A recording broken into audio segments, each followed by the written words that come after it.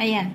Ito po ay ganun din po. May ano, pero dahil sa ito ay inano yung tinibag po ang kahoy, kaya natanggal po yung ano niya, yung buto, yung ano pakalagay niya. So pero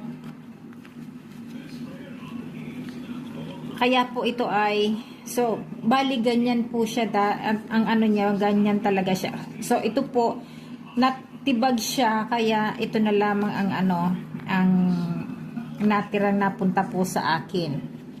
So ito naman po, ito ay nakaganyan siya.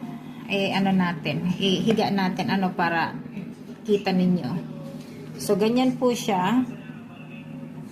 Kasi nung ano, nung i-ano to sa akin, ano,